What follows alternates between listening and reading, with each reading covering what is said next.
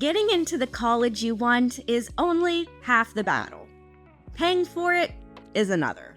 My niece is getting ready to go to college in the fall, so as a family, we've been helping her sift through all the options. And fortunately, there are a lot out there, like Parent Plus loans and private student loans. So if you're a parent or student trying to figure out the best way to pay for college, then you get it. It can be so confusing and challenging to know which ones are enough to cover all your expenses. But don't worry, I have good news. Because in today's video, we're breaking down the differences between Parent Plus loans and private student loans. We'll explore the pros and cons of each option and compare their interest rates and repayment plans before looking at some of the popular lenders out there. So, by the end of this video, you'll have a better idea of which option to choose for your education. All right, let's get into it. If you're just beginning your research and aren't quite sure what a Parent Plus loan is, these are federal loans that parents of dependent undergraduate students can use to help pay for college. These loans can cover the entire cost of attendance, minus any other financial aid the student receives. And what I consider one of the biggest advantages of Parent Plus loans is the fixed interest rate, which means your payments will be predictable and won't change over time. For loans dispersed on or after July 1st, 2025 and before July 1st, 2026, the interest rate is 8.94%. And there's also a loan fee that's a percentage of the loan amount and gets deducted from each loan disbursement. But let's talk repayment. So, Parent Plus loans offer several options like standard, graduated, and extended repayment plans.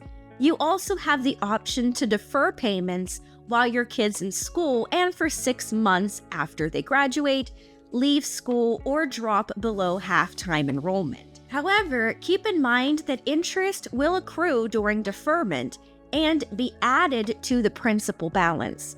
Now, to qualify for a Parent Plus loan, you'll need to pass a credit check.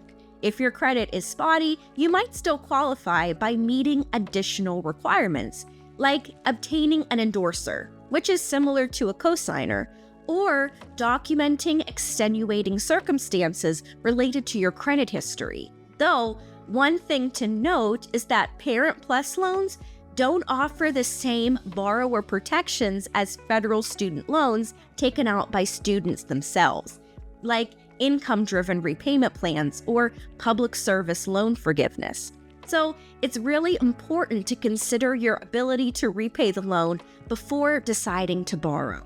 But if you're after a bit more flexibility, then let's take a look at a couple of private loan options. Now, you really can't go wrong with the first choice on my list, College Ave, an online student loan portal that sets up the lending process for you, but doesn't actually do the lending themselves. What impresses me the most with College Ave is their easy online pre-qualification process. It doesn't use any hard credit checks that would reflect negatively on your credit history. And after getting pre-qualified, your eligible deals will show up right there on their website. It's only after you see your options will you go through their formal application, which does affect your credit score. They offer loans starting as low as $1,000, all the way up to your full cost of tuition. Plus, they also have refinancing options if you already have student loan debt, which could help you pay less on that debt or even pay it off faster. Now, College Ave is a private lender, meaning they can offer both fixed and variable rate loans. At College Ave, the fixed rate starts at 2.95%, but the variable rate starts at 4.24%. In order to qualify for a loan from College Ave, you must be at least 16 years old, have a social security number, and be enrolled in an eligible school. For undergraduates and international students, you'll also need to have a cosigner. Checking your offer takes no more than 3 or 4 minutes. Then you'll be given a choice of loans for undergraduate, graduate, career, parent, or refinancing your existing student loan. From there, you'll choose your loan term and your APR, or interest rate. Once your loan is approved by College Ave, they'll check in with your school. As long as everything checks out, College Ave will send the money directly to your school. A perk of being financed through College Ave is they give you multiple ways to save on the lifetime total of your loan, like making minimum payments while you're still in school. Doing that will slightly reduce your interest terms. You'll also have the option of paying the interest charges each month while you're still in school. Or you can pay a flat rate of $25 a month. You even have the option to defer and not make any payments until after you finish school. Although with that option, you'll end up paying more interest over the life of your loan. I recommend College Ave because they are dedicated to the students and getting you the best possible deal. They also have lower than average starting rates compared with other lenders in the industry. But on the flip side, their maximum rates are also much higher than average for student loans, going up to 17.99% on both their variable and fixed interest rates for undergraduates. But their loans are structured to help you pay off your student debt as fast as possible, so they encourage you to start paying while you're still studying. And those low starting rates are there to help you get out of debt faster. So if you want to check out College Ave or Sallie Mae, which we're covering here next, then be sure to check out our exclusive affiliate links to get started. Now, chances are you've heard of Sallie Mae. They've been around for a long time. They're a private lender that offers both undergraduate and graduate loans, as well as loans for trade schools and even funding for part-time and international students. Now, Sallie Mae doesn't charge you any loan application fees, but they don't have a pre-qualification process like College Ave does. So when you fill out their online application, it will actually reflect on your credit history. So my advice is that you do your research and try your best to check and see if you qualify before you go through the process. Now, as you start the application process with Sallie Mae, you'll need to give them some basic personal information and details about your school and the semesters that you plan to get funded. You'll also need to know your school's total cost of attendance, which means all related expenses, including tuition, but also things like meals, equipment, and books, which is information you can get from your school website. And just like College Ave and many other lenders, your loan can't exceed whatever your school has calculated as the cost of attendance. Now, if you have a scholarship or need a co-signer, you'll need to provide that information as well. But having a co-signer can get you lower interest rates, so it's worth checking to see if a parent or other adult with a good credit history would be willing to co-sign for you.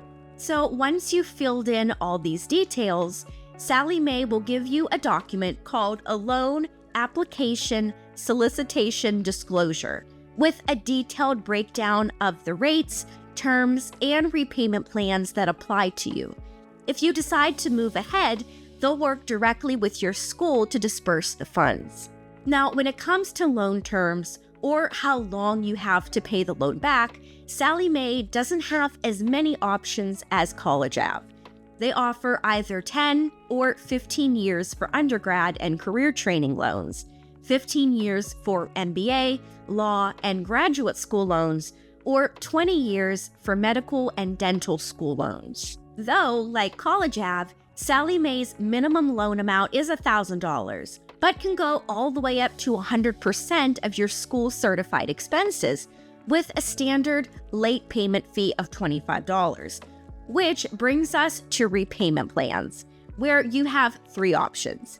You can pay interest or a set amount of $25 a month while you're still in school and during the 6-month grace period after you finish, or you can start paying after you finish studying and the grace period is up. Although, it's best to pay as much as you can while you are studying if you're able. That being said, the most important thing is the rate. So for fixed undergraduate rates, Sallie Mae starts at 2.99% and goes up to 17.49%, which is a little bit lower than College Ave's highest rate of 17.99%. Then when it comes to variable rates, Sallie Mae starts at 4.37% with a maximum of 16.99%, which is also a bit lower than College Ave. So to wrap things up, Parent Plus loans provide the stability of fixed interest rates with the flexibility of several repayment options, but they also tend to come with higher interest rates and fewer borrower protections compared with loans taken out by students themselves. College Ave, for one, may have slightly higher rates, but it does offer a faster application process and a great range of repayment options. So whether you value the federal protections and flexibility of Parent Plus loans, the quick and hassle-free options with College Ave, or the lower rates from Sallie Mae, each route has its own advantages.